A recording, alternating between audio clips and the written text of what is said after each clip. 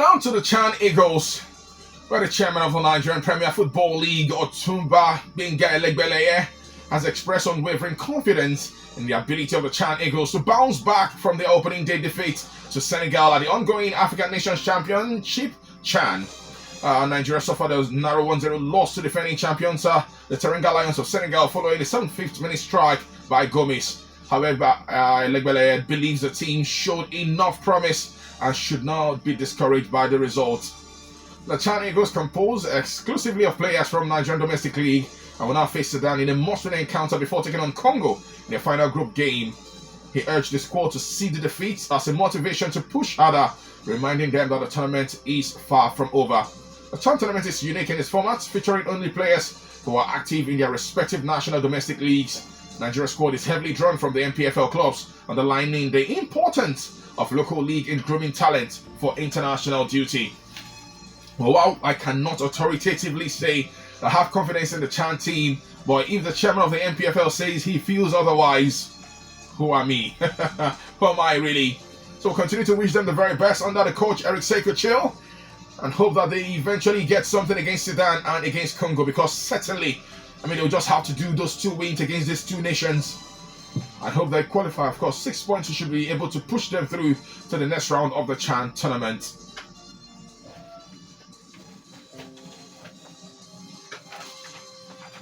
And because we're talking the MPFL this morning, we can tell you that as preparations intensify for the kickoff of the 2025-2026 Nigerian Premier Football League season, that the league board has issued a strong warning to players against engaging in any form of betting. And the resolution followed extensive discussions during the recent annual general meeting held in Abuja, where the growing trend of players involved in betting was a major topic. And according to official statement released yesterday, the MPFL emphasized its zero-tolerance policy towards betting among players and disclosed that strict measures have been put in place to punish offenders. Now, players' involvement in betting has become increasingly rampant globally, drawing concern from football authorities. FIFA, the world governing body, has consistently sanctioned players found guilty of such infractions, and the MPFL has now reaffirmed its commitment to following suit. Now, the 2025-2026 MPFL season is scheduled to begin on the 22nd of this month. We'll have the defending champion Remo Stars. They'll be looking to maybe retain their crown or their trophy, as if they do not have a push from other big boys, including the likes of Rivers United. And these days, Abia Warriors. Abia Warriors finished 3rd last season, so they cannot consider themselves as big boys in the Nigerian Premier Football League space. So, I do not know what the season holds, really. Remo Stars, certainly they are going to be talk of the town, and eyes is going to be on them. Attention certainly, would not move from Remo Stars. We do not know if they will be able to, retain the trophy. But then Rivers United are regrouping fantastically, and they have one man who's been able to do the job before in Finidi George. So, we don't know. Abia Warriors on their own part are also doing some fantastic buy. Let's not forget these 3 teams will be partaking in the CAF Interclub competition this season. So it's going to be important we keep eyes on them. And for our own team, of course, Enyimba Football Club, what's up, what's happening? Okay. Enyimba, I'm not minding myself. I'm not minding myself very well. Let's see. I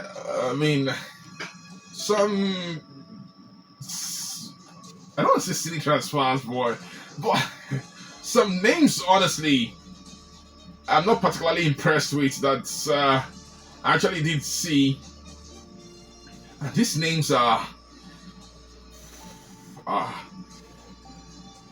Bassett John, Abraham Michael, David Ugochi, Henry Ndidi, Treasure Udo, Eze Chibuzo, Kelvin Ogunka. Of course, maybe Kelvin, a notable name. Joel Ezra, David. Muna leave me a Yimba. Yimba, Muna leave me.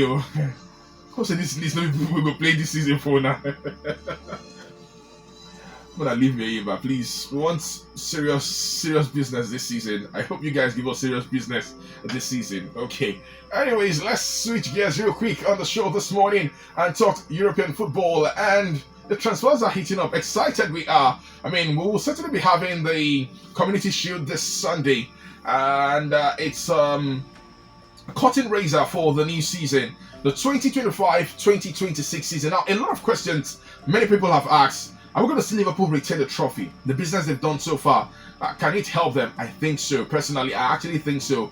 But you take a look at what some teams are doing, like Chelsea, of course, club champions or world champions rather, as they are. Arsenal has done amazing as far as the transfer window is concerned. And Arteta feels, I was listening to him this morning, no, yesterday night, of course, in the comfort of my home, he was talking about the new season and what he expects in the new season. And I feel he's ready. Let me use the word ready.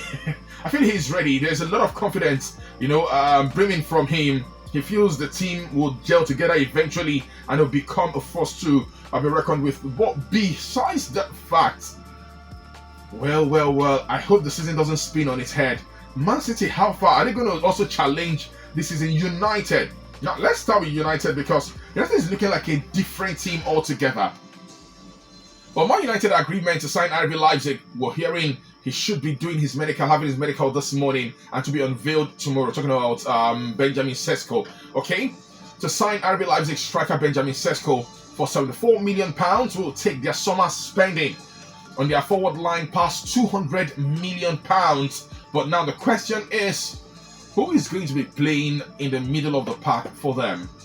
Ruben Amorim was determined to massively increase his size goal output, having scored just 44 times in the league last season, their worst return since being relegated in 1973-1974. Sesko will be the third attacking arrival this summer after Matheus Cunha, Bryan Mbeumo. But centre midfield remains a key issue for United, with a question mark on who would the candidates will be, who are we expected to see.